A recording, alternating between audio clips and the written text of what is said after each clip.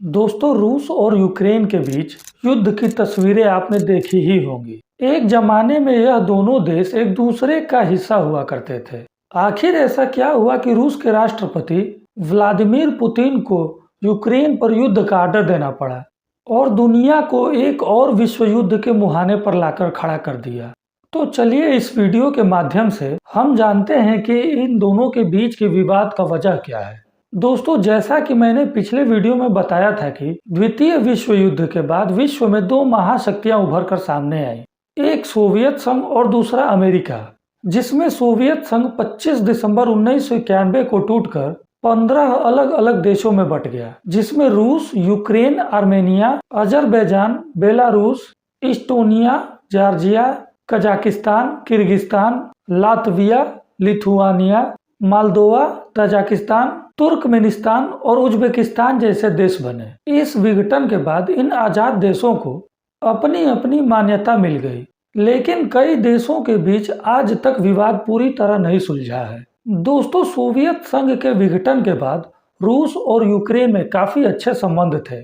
Ukraine के विदेश नीति पर रूस का गहरा प्रभाव था। यूक्रेन की सरकार भी रूसी शासन के आदेश पर ही काम किया करती थी, लेकिन बिगड़ती अर्थव्यवस्था, बढ़ती महंगाई और यूक्रेन में अल्पसंख्यक रूसी भाषा बोलने वाले बहुसंख्यक यूक्रेनी लोगों पर शासन ने विद्रोह की चिंगारी सुलगा दी। यानी यूक्रेन के अंदर भी बगावत की चिंगारी सुलग रही थी। यूक्रेन और रूस के बीच यह विवाद तब और बढ़ गया जब साल 2013 के नवंबर में यूक्रेन के तत्कालीन राष्ट्रपति विक्टर यानुकोविच को उनके ही देश की राजधानी कीव में अमेरिका और ब्रिटेन के समर्थित प्रदर्शनकारियों ने विरोध करना शुरू कर दिया। यूक्रेन के तत्कालीन राष्ट्रपति यानुकोविच खुले तौर पर रूस के साथ और रूस के विचारधाराओं के साथ खड़े थे।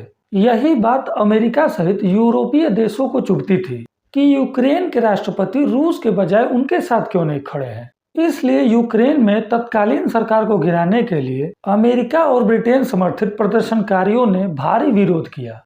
यह विरोध इतना ज्यादा था कि वहां के तत्कालीन राष्ट्रपति विक्टर यानुकोविच को फरवरी 2014 में देश छोड़कर रूस भागना पड़ गया। इस घटना से नाराज होकर रूस ने दक्षिणी यूक्रेन के क्रीमिया पर कब्जा कर लिया। इसके बाद वहां के अलगाववादियों को अपना समर्थन देना शुरू कर दिया, जिसके बाद इन अलगाववादियों ने पूर्वी यूक्रेन के बड़े हिस्से पर कब्जा कर लिया। साल 2014 के बाद रूस समर्थक अलगाववादियों और यूक्रेनी सेना के बीच यूक्रेन के डोनबास प्रांत में संघर्ष शुरू हो गया। इसके बाद रूस और यूक्रेन के बीच लगातार तनाव जारी रहा। इन दोनों देशों के टकराव को रोकने और शांति बनाए रखने के लिए कुछ पश्चिमी देशों ने पहल की, जिसमें फ्रांस और जर्मनी ने 2015 में बेलारूस की राजधानी मिन्स्क में दोनों देशों के बीच शांति और संघर्ष विराम का समझौता कराया। लेकिन अमेरिका ने यूक्रेन और रूस के आपस में तनातनी का फायदा उठाकर यूक्रेन से यह कहा कि आप हमारे नाटो संगठन का हिस्सा बन जाओ।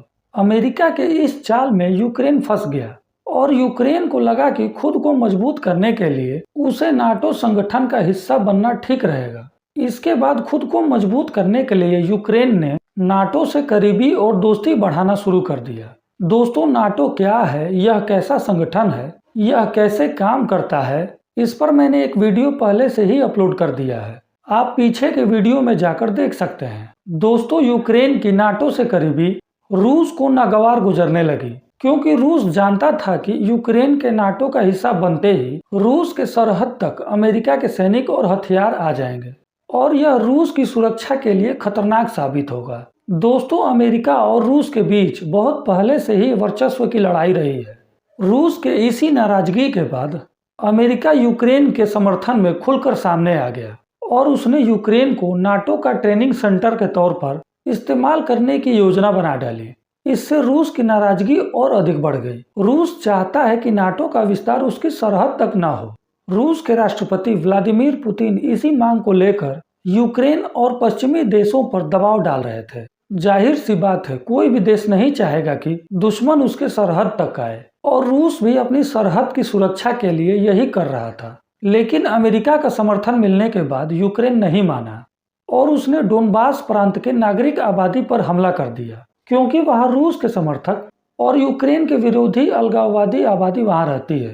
यूक्रेन के इस कार्रवाई का नतीजा यह रहा कि रूस के राष्ट्रपति व्लादिमीर पुतिन ने अमेरिका और पश्चिमी देशों के पाबंदियों के परवाह किए बिना यूक्रेन पर सैन्य कार्रवाई के तहत हमला कर दिया। दोस्तों, यह वीडियो यहीं तक थी। चैनल को सब्सक्राइब कर दीजिएगा।